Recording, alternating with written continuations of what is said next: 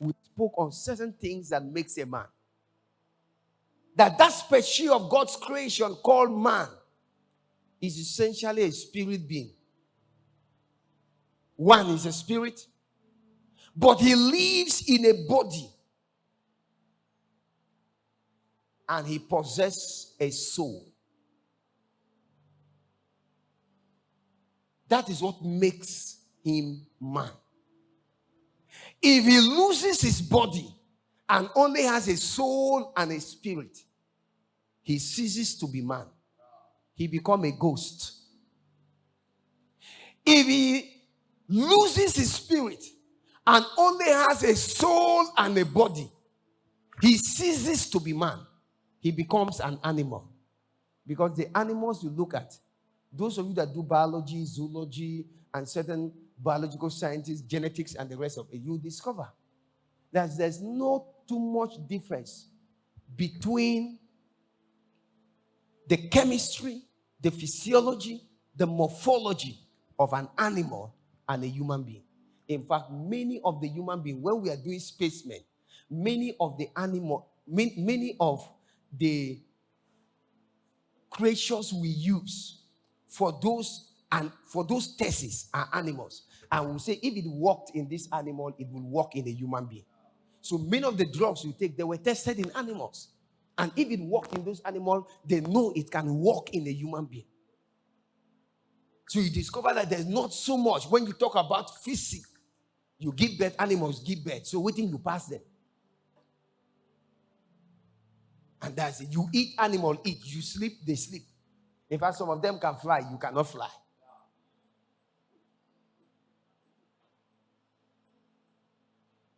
So your real advantage, listen to me, your real advantage over an animal is the spirit that is in you.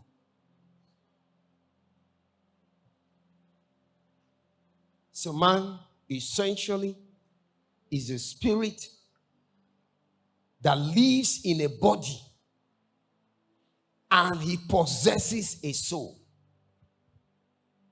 That's the first thing. The second thing I told you is that as a man, please listen to me carefully.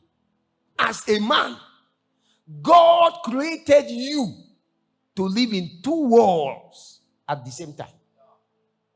Remember, you are a spirit and you live in a body. So God created man to live both in the realm of the spirit and in the physical realm at the same time. So the man that will be effective, the man that will be operationally functional, must be a man that knows how to live at the same time in the spirit and in the body. Any attempt to only live in the body will make your operation and functionality ineffective. Any attempt to live in the spirit and not in the physical will also make your operation and functionality ineffective. So the real masters of this world knows how to live in the realm of the spirit and know how to live in the physical.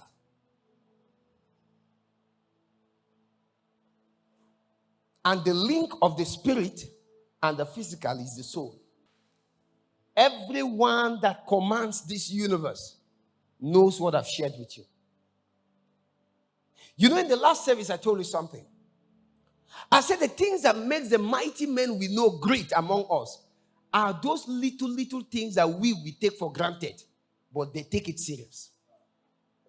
Look at what I'm sharing with you.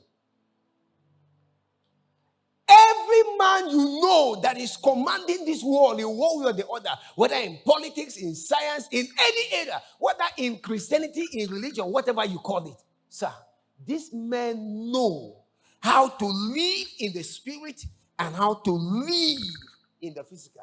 They know it. They have mastered that art. It is an art. They have mastered that art. They know when to switch. Can you imagine a bird that God created that say it will only be flying, it will not step on the earth? How far will that bird go? Or any bird that says he will only live on earth, he will not fly. The advantage of a bird is God created it for two worlds, the space and the earth. And that is your advantage as a man. And let me tell you, the earlier you begin to take these things serious, that is why we live on other men.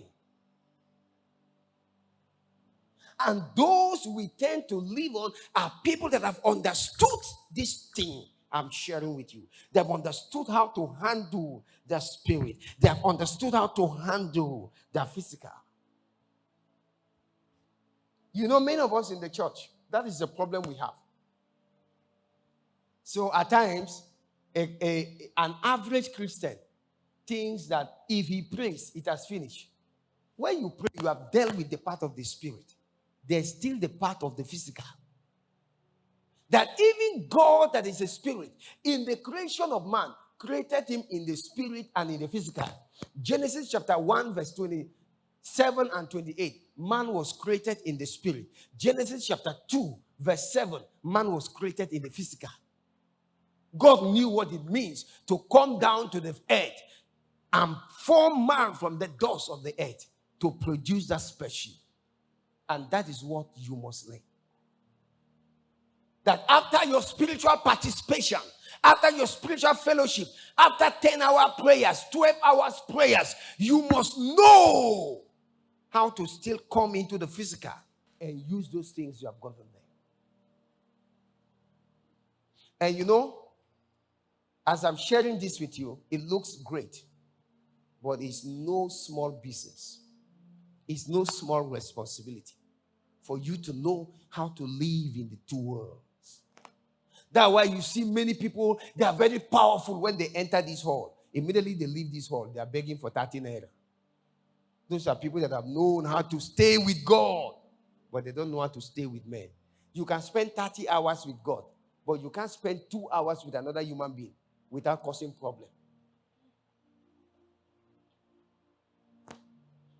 But when it comes to God, you can stay 30 hours. You say, I went to God, I stayed 40 days with God. That is God. But when you come to a human being, you don't know how to stay in the same room with your husband or your wife one full day without crisis, without a quarrel, without a fight. But you know how to enter the sacred place and stay in the sacred place for 10 days. Are you seeing how you're deceiving yourself? And look at the life of those kind of people. Look at their productivity.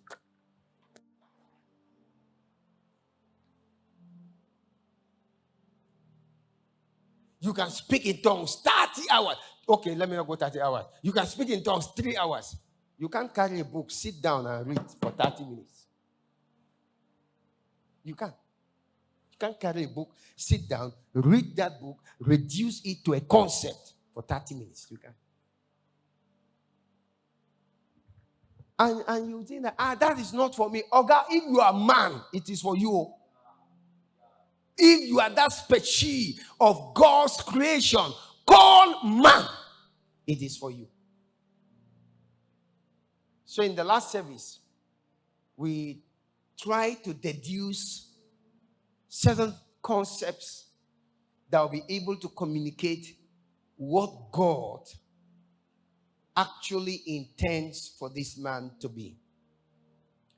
And we talked about your spirit. That your spirit is the seat of your destiny. And everything about your life is captured in your spirit.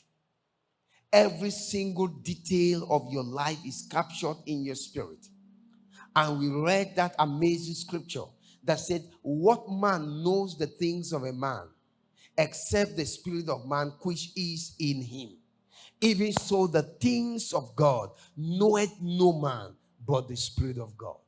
That means every detail of your life, every detail of your destiny is captured in your spirit.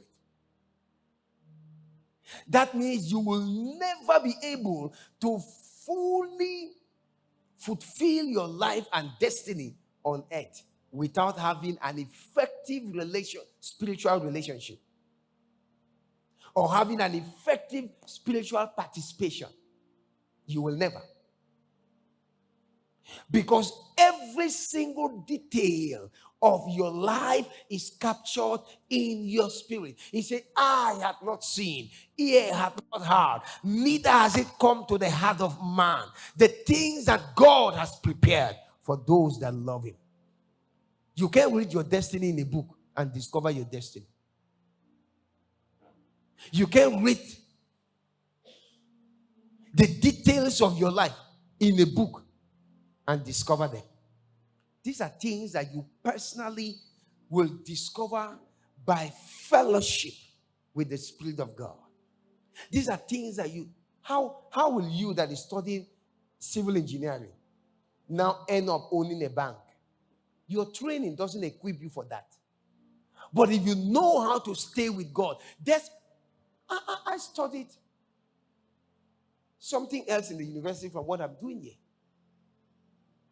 So how did I come to this point?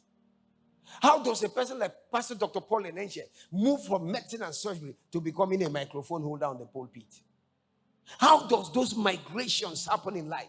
And you discover that you are not regretting that, I would have been doing my medical work now. You are more fulfilled in what you are doing than if you were doing that work. How do you come to that place? For what man knoweth the things of a man, except the spirit of man, which is in him? Even so, the things of God. I'm not from this part of the nation. I'm not from here. There was nothing on earth that ever brought me here. All of my upbringing was in the south. How did I find myself here? I'm fulfilling destiny here. And I have no regret that I would have been in Lagos. How do you come to that awareness? And you'll never be effective in your life if this awareness. You'll never be fulfilled. You have money, but go and ask those that have money. Money is not fulfillment.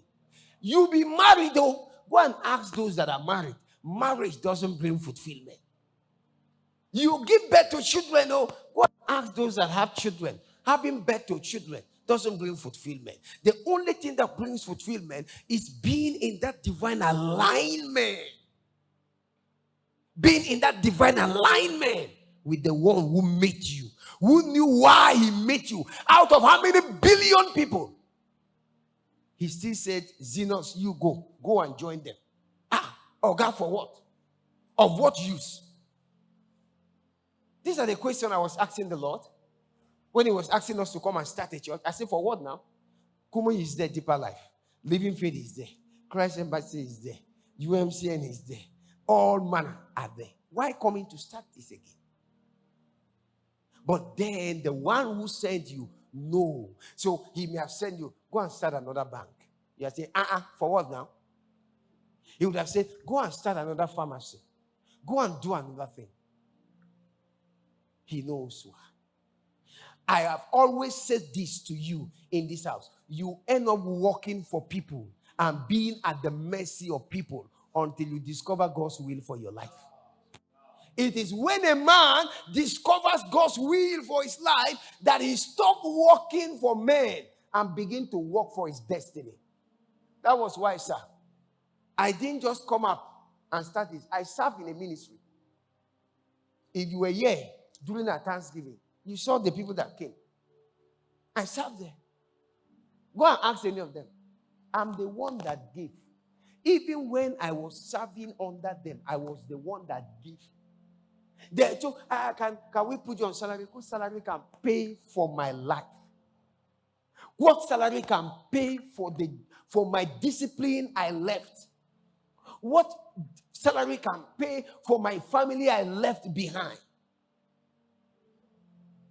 So even as I'm serving there, I'm not just giving my service or giving my intellect or giving my energy or giving my time. I'm also giving my resources. Because I'm not working for you. I'm working for God and I'm working for my destiny. That is the deliverance. You see, when you are working in a private school, you say, hey, we are suffering for him. You are suffering for him because you have not discovered yourself. The day you discover yourself, you stop suffering for another person.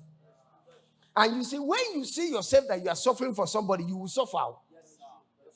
As he thinketh in his heart. If the day Satan helps you to say you are suffering for whether you are in a marriage and you say you are suffering for the man, the kind of suffer that will enter you, because God will make sure you suffer that suffer you want to suffer. Never see yourself suffering for anybody. See yourself fulfilling destiny. I'm fulfilling my destiny. Can you imagine the leg complaining that he's suffering for the head? Because it's the leg that's carrying the head now. No. The leg is doing its one. The head is doing its own. These are men that have been liberated. They have been liberated from the bondage of this world. I'm liberated. I'm doing whatever I'm doing joyfully because I'm not working for a man. I'm serving God's purpose for my life. I remember one of my daughters here. So, something happened. And he said, they say she shouldn't sing again. So when I was talking with her in the office, he said, well, for her, singing is the only thing that she does that gives her joy. She has studied a very lucrative course.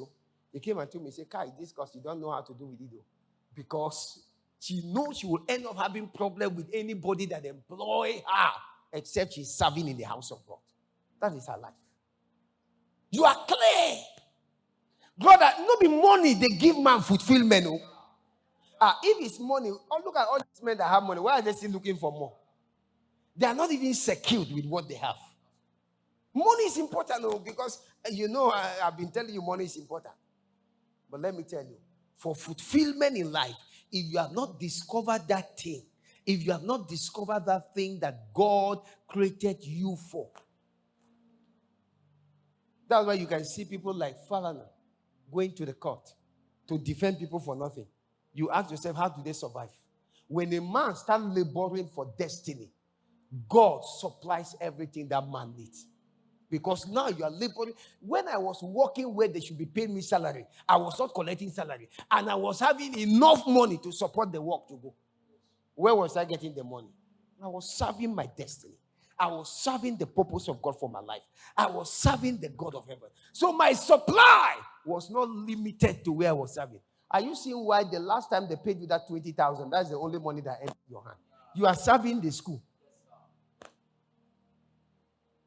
Some of you are doing civil servant. After they paid you that 100,000 at the end of the month, till the month end, nothing enter your hand again except the one you borrowed. Because you are serving the government. The day you discover yourself and you begin, even in civil service, but you are doing this thing as a call upon your life, as an assignment of heaven upon your life, and you are doing it joyfully. You are not saying you are suffering for them. They are just sitting down there receiving promotion. You have liberated yourself. You have liberated yourself from the bondage of this world. You are going to live an amazing life with God and man. Every detail of your life is contained in your spirit.